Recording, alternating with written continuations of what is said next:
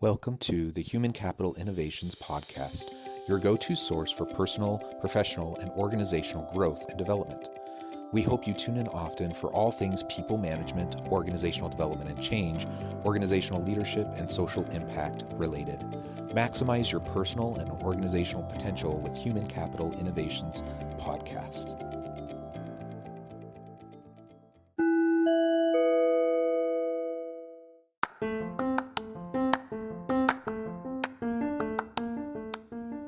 Welcome to the Human Capital Innovations Podcast.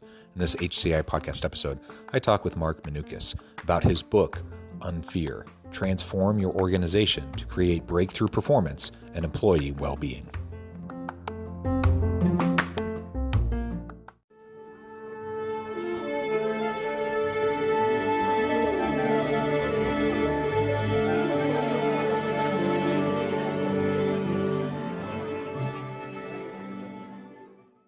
Mark Manukis, welcome to the Human Capital Innovations Podcast. Thanks, John. Yeah, it's a pleasure to have you. I'm excited to explore together really what you explore in your new book, Unfear: Transform Your Organization to Create Breakthrough Performance and Employee Well-Being. And everyone wants high-performing teams. And the question is, how do you go about doing that? And I like how you combine the idea of performance with employee well-being, suggesting that the two go hand in hand. And I agree. I think you can't have sustainable long-term high-level performance from people unless you pay attention to employee well-being in all facets, from physical, mental, emotional, spiritual, social. And so we're going to explore all of that together in the context of your book today. As we get started, I wanted to share your bio with everybody. Mark Manukis is managing partner at Co-Creation Partners and author of Unfear: Transform Your Organization to Create Breakthrough Performance and Employee Well-Being. As I mentioned, Mark, anything else you would like to share with listeners by way of your background or personal context before we dive on into the conversation? Yeah, the only thing I'd share is I'm not the typical person who you might think of, to write a book on fear in organizations. My background is as an engineer. I used to be very much in the land of, if you couldn't put it into a mathematical equation, it wasn't real and it wasn't worth focusing on. But over my career, I've discovered how important the human dimension is to creating any real sustainable change in organizations. So my co-author, Gaurav Bhatnagar, he approaches the world from probably a deeper spiritual place and, deep personal transformation. I came at, this work, as a systems thinker, trying to figure out how to improve performance of organizations. And I used to focus on the systems and the processes and all the hardcore tangible stuff. And I've discovered over time just how important the human dimension is. And this is how we came to write a book together on fear. Yeah, I really like that. Maybe we can start there because those other components are going to be really important. But why do you frame it starting with fear at the forefront? Yeah, so our premise is that fear is one of the largest sources of waste and dysfunction in organizations, and leaders are stuck in this false dichotomy of either I use fear to drive performance, and that's partially true. You can scare the crap out of people and get them to be motivated for a short period of time. Or you say, look, fear is a bad thing. We need to suppress it. People need to be fearless in order to protect human well-being. And we see that as a false choice. If you can, see fear not as a good thing or a bad thing, just something that's part of the human condition and relate to it in a different way, you can achieve both performance and well-being. And it's all about having more of a learning response in the face of fear and challenges rather than reactive responses. Yeah, I like that. And like you said, fear-based tactics, clearly they do work. They just tend to be short-term and not very sustainable in the long run. So if you're only leading on from a fear-based perspective, people will burn out.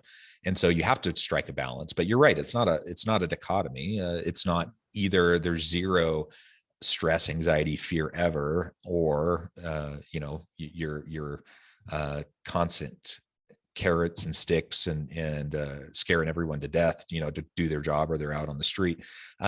We can find a healthy balance. And so I agree. I think that's super important.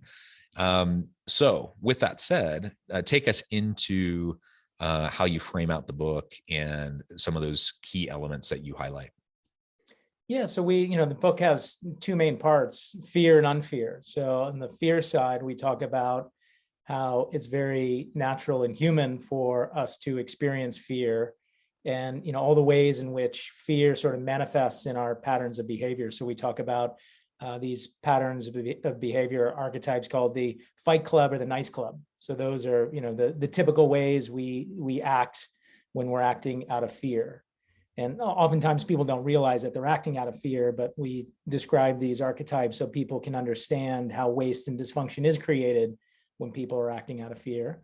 And then on the unfear side, we show people a way out of that. And it's not about eliminating fear. It's about getting people to see that fear can be a cue for learning and growth.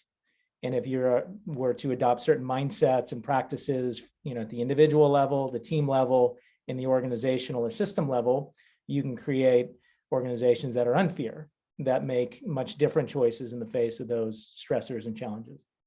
Yeah. So what are some of those things that we can do to approach that? Because like you said, it's just a natural part of the human experience. We're all going to have those elements that drive fear, stress, anxiety in our lives. Organizations are complex, messy things, and trying to stay competitive in a global market where you're constantly trying to innovate and add value to the market. That's a hard, stressful thing, right? And so how do we find ways to not be driven solely by fear and get to that unfear place so that we can have more sustained kind of effort, more in a healthy way over time? Yeah, so there's three basic steps that we help people go through. One is awareness, the second is choice, and then the third is practice. So on the awareness side, we want people to become aware of some of the patterns of behavior that they may have that may not be serving them, that may be coming from that that fear-based place. So for myself, for instance, I've developed a pattern in my life where I'm hyper competitive, where I start to see everything as a win-lose scenario, and it serves me quite well in some ways, or has in the past, where it's in the face of challenges, I really buckled down and I made sure that I won. I got did better than other people. I got the promotion over other people. But over time, I've come to understand how dysfunctional it's been. It's actually caused a tremendous amount of burnout in my life, a lot of dissatisfaction, even a low grade sort of level of depression when I, years ago in my professional life, and also wrecked a lot of relationships. So I sort of one day kind of woke up and looked around and realized how alone I was. And it was because of this pattern of behavior. So step one is just awareness, becoming aware of how, maybe how some of these fear archetypes may be playing in your own life. And what's the upside for you, but also what's the downside. So that's awareness. And the second is choice. And one really important distinction that we make in the book is between different levels of learning. So we don't invite people just to jump straight to doing things differently, because that's not a real sustainable way to change some of these deep-seated patterns. We talk about transformational learning. So it's learning that happens at the level of mindsets and beliefs and the stories that we hold sort of within us. And so we talk about very specific mindsets that people can shift or adopt, for themselves as individuals in the context of how they work with other people or in teams, and also mindsets that people have within organizations as a whole. So one example would be at the individual level. We talk about, getting people to shift out of the mindset of being a victim to, a mindset of mastery. And so what does that specifically means? It means that, rather than seeing yourself or, how you behave in the world is solely determined by external circumstances, and saying, look, I may not control my circumstances entirely, but I always have a choice in terms of how I respond. And so if you were to live life with that sort of mindset, it's much easier to step out of these fear-based patterns and into, more unfear patterns. And there's a whole range of, different mindsets that we walk through at the individual, team, and organizational level. And then the third is practice. And so that's where the action learning comes into play. And we frame that as three different conversations. One is the conversation you have with yourself And a lot of what we talk about there is mindfulness. How do you, become more aware of how your mind works and how your emotions work, and not be so over identified with that, but, where you can step up on the balcony, so to speak, and be more an observer of all the things that are going on in your own mind. So that's the conversation with yourself, conversation with other people. How do you build effective trust and have effective, difficult conversations?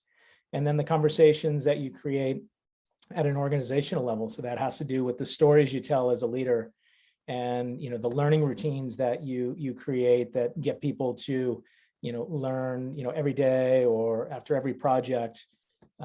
These are the conversations you can create in your organization that really generate learning and prevent people from falling back into those fear-based patterns.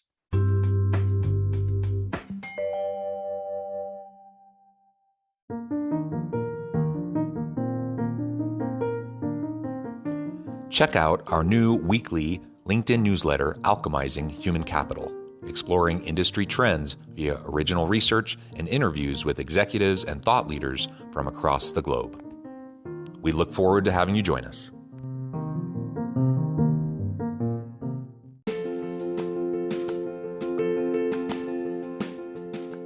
Bluer Than Indigo Leadership, the journey of becoming a truly remarkable leader. Early in my adult life, I learned about an Asian proverb that translates as bluer than indigo. If you think about the color indigo, it is a brilliant, deep, and vibrant blue, what some would call the bluest of blues.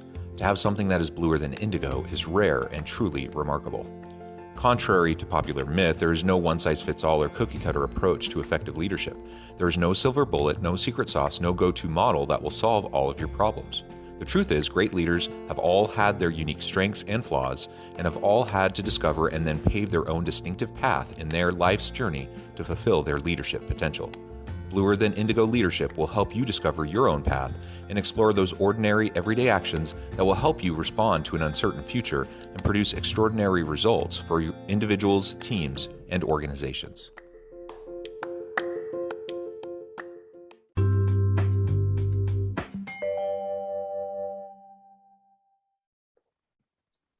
Yeah, and I think about my experience. I relate to much of what you were saying earlier. I tend to be a competitive, high performing kind of person, and potentially that there's positives to that, of course, but there can also be downsides, and in relational downsides and burnout downsides.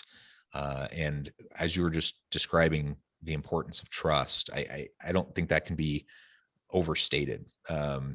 When we're looking at really having vibrant, dynamic organizations, vibrant, dynamic teams, it has to be built on interpersonal relations and mutual accountability and trust. Otherwise, it just doesn't happen. And there's only so much, no matter how capable I may be, there's only so much I can do by myself over time. But if I create a team where collectively we can perform at a high level, so not just one individual person, but like collectively, we all can perform at a high level, and it's built upon mutual accountability and trust and positive interpersonal communication and relationships, then there will naturally be ebbs and flows for particular individuals on that team. And the rest of the team is there to help and support and to strengthen and uplift. And different people might take turns and having bad days or bad weeks or struggling with various things in their lives, and having other support structures around them to help mitigate that. Right. And I think, when we talk about all aspects of well-being of employees, I think that's part of, one of the big, huge benefits of just having really successful, trust-driven teams is that you reap all of those benefits from having those people together. And burnout's going to go way down, turnover is going to go way down, satisfaction, engagement, creativity, all are going to go way up. And ultimately, that's really what we all want, and what's going to drive success for the team and for the organization, as well as the individual in their own career. Yeah, trust is that, it hits a lot of different aspects, performance and well-being. And we see that in teams with with low levels of trust, people are spending all kinds of time and energy managing other people's egos. Right. So rather than channeling their energy into the collective efforts and achieving common goals that everyone's energized by, they're spending all their time and energy managing other people's egos, spending all kinds of time trying to word that email just right to, manage someone else's response to various communications. So yeah, so improving trust means you're not wasting that time and energy on managing other people's egos. It's will absolutely have an impact on both performance of the team, but also well-being, because you're not worried about all that stuff. You can really, show up on a team and feel much more satisfied when you're not having to manage all that wasteful ego-based stuff. Yeah, yeah. And just the amount of time people spend and waste on the internal politicking, it's so exhausting and tiresome. And I have to admit, like there have been roles that I've been in where I feel like the job itself isn't that big of a deal. There's challenges, but I'm ready to face them. I have good people. We're doing a good job. I spend literally half my time, just dealing with the politics and the egos and people that, I can't count the number of times I've thought, can't people just act like mature adults? And if so, what more could we accomplish? And the reality is no, in part because we're all humans, right? And we're all fallible, and just regardless of good intentions, ego does seep in, and people have different agendas, and that's just part of the deal. And so to the extent that we can just have good intentions and be generous towards other people, and then also try to make sure that we're not perpetuating a cycle of that kind of a ego-driven political environment, it's going to free up so much time and energy and bandwidth for people to just do what they do and do it better. Yeah, I think one of the biggest reasons for this great resignation is a lot of people are feeling unsatisfied in their current work environment, and they're realizing that they are wasting a lot of their time, and they're probably searching for a better environment. So I think organizations that want to attract and retain the best talent out there will have to grapple with some of the patterns that they have going on, and will have to figure out ways to improve their culture. And it gets back to awareness. A lot of leaders with the best of intentions are contributing to this environment where there is a lot of waste due to fear and lack of trust and lack of psychological safety and all that good stuff. So partly what we're trying to do here with the book is shine a spotlight on those patterns and say, look, it's not inevitable. There are ways you can get out of this stuff. Yeah, that's right. It's not inevitable. It tends to be human nature. Every organization has these elements that we're talking about, but it's not inevitable. It can be changed. We can direct things in a more positive path. We can have a more healthy work environment. And so we just need to choose to do so, and then consistently work towards it. And again, coming back to trust, coming back to focus on not only performance, but balancing that with the well-being of our people. That's one of those ways that we're really going to be able to promote that kind of a balance. Well, Mark, it has been a pleasure. We're getting close to the end of our time. Any final kind of nuggets or tidbits that you want to highlight from the book and share with listeners before we start to wrap up? Yeah, one thing we didn't talk about explicitly that I think is a really important idea is this idea of the inside-out transformation. Oftentimes leaders will focus on, the systems, the processes, maybe what they're doing, and how they're talking about things. And what we're inviting people to consider is that the outside world is a reflection of what's going on with us internally, our beliefs and stories. And so if you want to create performance at a system level or organizational level, you've got to start with individual mindsets and then cascade that out into teams and then the organization. So we say that organizations don't transform, individuals do. And when you get a critical mass of individuals to transform how they're thinking about things and how they're showing up, you can create this chain reaction and really create powerful outcomes. Yeah, very well said. Mark, it has been a pleasure. Before we close, I just wanted to give you a chance to share with listeners how they can get connected with you, find out more about your work, where they can find your book, and then give us a final word on the topic for today. Yeah, absolutely. They can learn more about the book at unfearbook.com, and we're on Amazon and Barnes & Noble and indiebooks.com. So check us out. You can learn more about Co-Creation Partners at cocreationpartners.com. That's Co-Creation Partners with no dashes. And final word is gratitude. No, I love it. I love it. Gratitude is so important. Thank you, Mark. It's been a pleasure. I encourage listeners to reach out, get connected, find out more about what Mark can do for you. Check out the book. And as always, I hope everyone can stay healthy and safe, that you can find meaning and purpose at work each and every day. And I hope you all have a great week.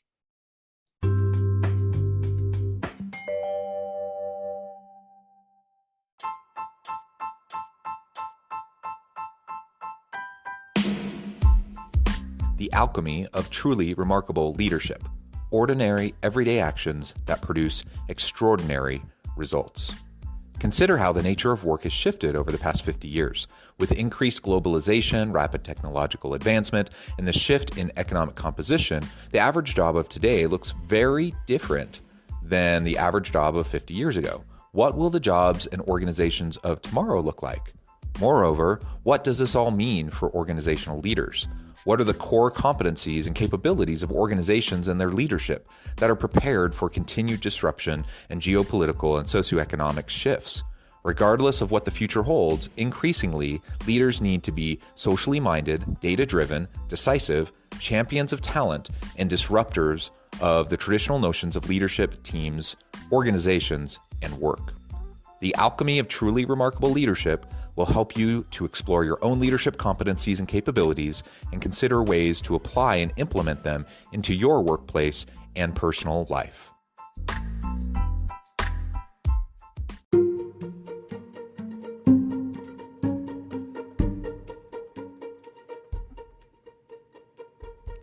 Check out Human Capital Innovations magazine, Human Capital Leadership. Human Capital Leadership is a free, interactive e-magazine with the mission to help individuals, leaders, and organizations find innovative approaches to maximize their human capital potential. We publish issues quarterly in August, November, February, and May. Take a look at the latest issue and let us know what you think.